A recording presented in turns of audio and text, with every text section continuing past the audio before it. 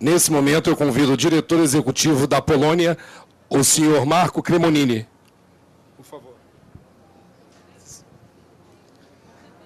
Good morning, ladies and gentlemen. So we'll try to be very brief because we're getting tired, and so I will try to introduce tourism as an industry. So this is a combination, because our experience in Italy related to tourism is very strong. So you can go next. Because both cities and green areas have great potential for developing tourism, and this is driving in the economy, can be a big driver, as you know very well here in Rio de Janeiro.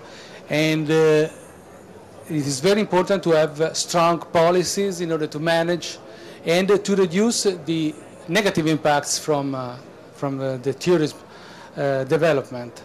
And our experience in Italy is exactly on that. So you can find nice areas you can pursue then, as my Brazilian colleague was saying, but you have to find rules in order to be able to enjoy. Next. So we get to the concept of sustainable tourism. So you can develop the tourism, but in a sustainable way. And sometimes it's a great opportunity for developing an area, or developing where people is not never went there, and you want to have to bring them there. And it's also an opportunity for resident people to develop local economy. So this must be kept in mind. So thinking about local products and so on. So it can be a nice driver for all these kind of things. Next. And very important is that sometimes we are facing in Italy, in Europe, and worldwide, the idea of no action. So you just allow things developing naturally without a strategy. And this is always driving us to a bad situation, bad results, and something which is negative for the environment, and also for the possibility for the new generation to enjoy the spots. Next. So you can think, in order to enter this in terms of tourism, environment, sustainability, and so on, you can have two different approaches which must be combined. One is what we call the area initiative. So you have to start thinking about the whole area you want to develop, and planning of the overall scale. The second possibility is to think about point initiatives. So you find spots, and then you work on that. You try to build up something about the experience you got in that specific area. And so you get to the main approach. So thinking about a master planning. This is very important. When you want to develop something, it's better to define the rules, to find the strategy, to define the objectives, in order to know. And now we have the tools, and also we have the experience in Italy and worldwide that can provide knowledge in advance of what could happen. So you have to build on the bad errors that other people they did in the past, and so you can reach good results in a very quick way. And so there is this the word of the balanced development of tourism offer, and this is very important. And to involve the potential stakeholders. So it's not something that you can go in an area and develop something if all of the people that are involved, local people that are living there and so on, must be involved, must be participate in this development. Next.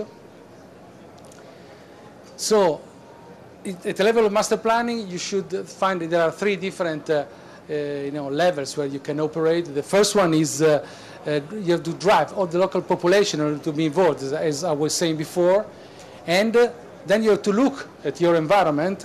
You have many interesting spots here in your state where you can protect, and when needed to restore. There are places where are not well developed, and then you can go back and to restore to the original condition. And also you have to avoid that your target is to attract mass tourism. This is something that is already arriving by themselves, so you want to try to attract, as my INEA colleague was saying, the higher quality tourism. That's your target. And so there are, for cities, there are, as for Rio, there are several policies that we developed next, and you also, okay? You also have in Rio, you develop something related to the Olympic Games with all the details of what are your plans. Next. And also for instance, this is another case study. In Paris, you can read all of the kind of different sectors where they try to make good improvement, good results in order to have this sustainable tourism development. Next. Then there are specific sustainable programs where you have specific initiatives, the pilot initiative, like eco-labeling for hotels, or the application of international standards for quality in the environment. So many different things. Next.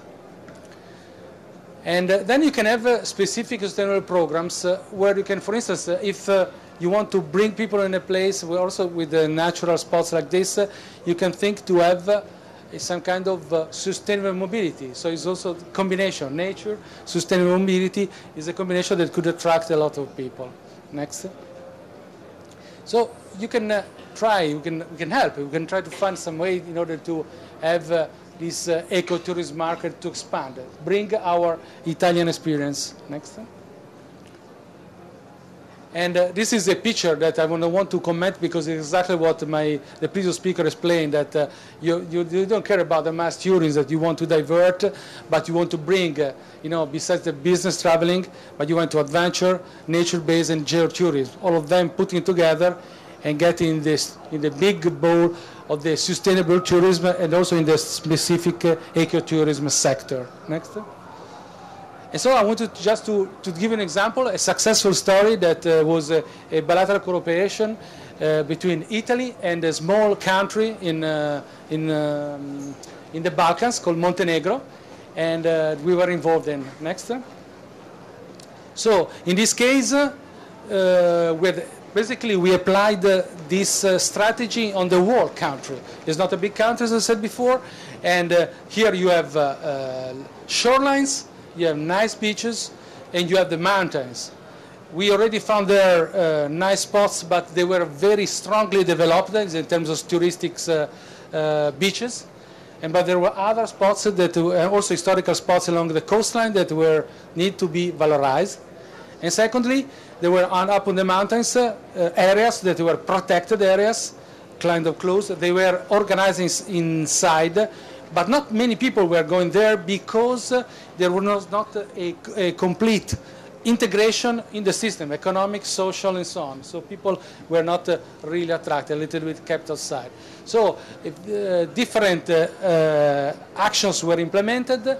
One is, for instance, we developed the master plan for sustainable tourism in Jablek and Kolashin, two different spots in the mountains, and around there is a monitor which is showing the complete movie about this master plan, so you can have a better feeling. I don't want to bring too much time, but the idea was to have a sustainable driven approach. That was very important. So we as a planning process, defining the goals, and then finding the measures, the key actions to be implemented in all of these different sectors: urban development, mobility, energy, waste, and water management.